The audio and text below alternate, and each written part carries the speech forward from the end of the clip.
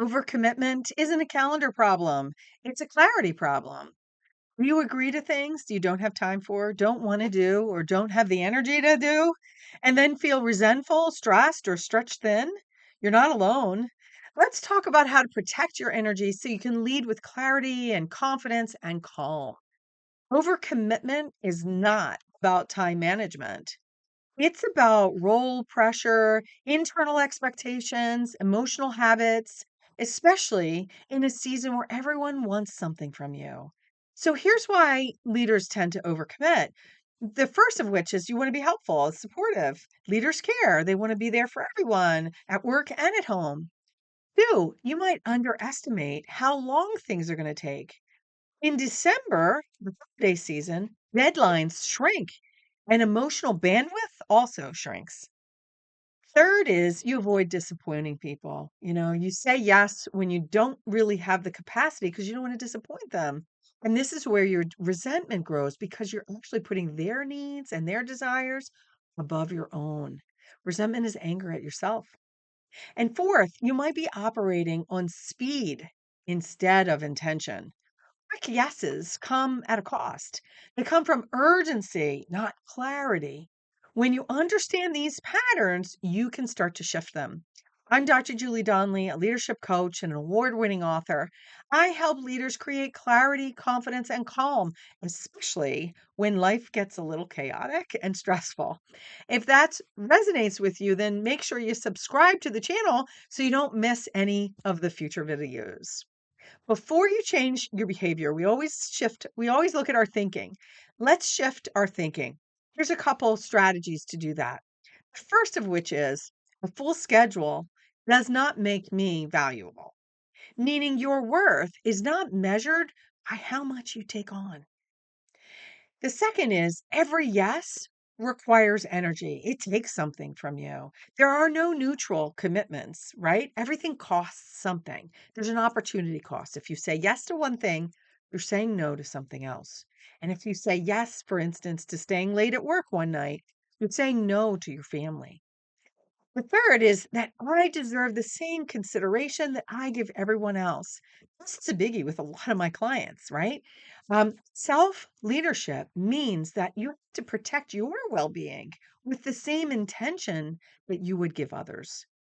And lastly, if I don't prioritize my time, someone else will. Well, this is clarity in action, right?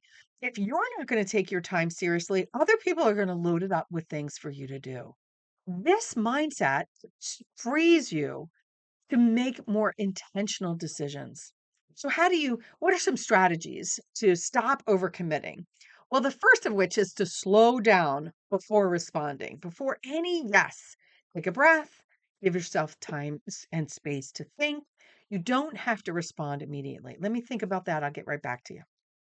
The second is to create a decision pause. I'll check my schedule. I need to get back to you later today. I need a little more time to consider what's realistic for me. This protects your time and allows you to be clearer about what you take on. Know your capacity before saying yes. Ask yourself, do I have the time? Do I have the energy? Does this align with what matters most, with what's most important to me? Choose based on values, not on pressure.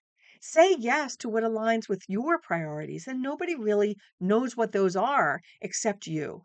So you want to say no to what drains you, what distracts you, what depletes you, and what's not in your lane.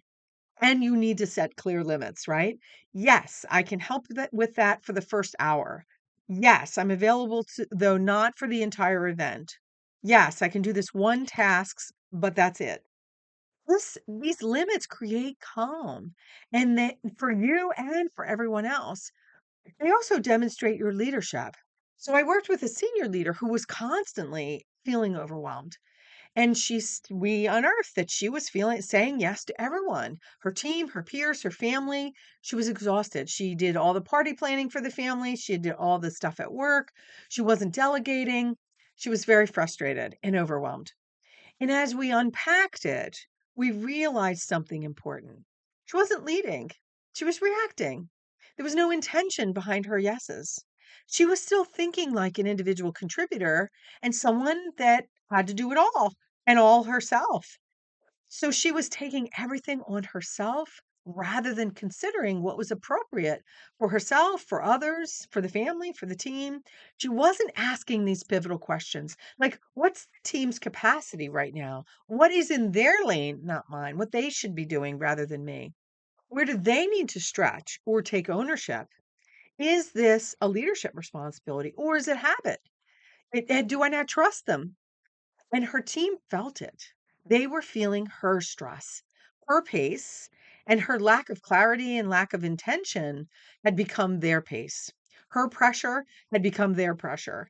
And once she realized all of this, everything started to change and shift.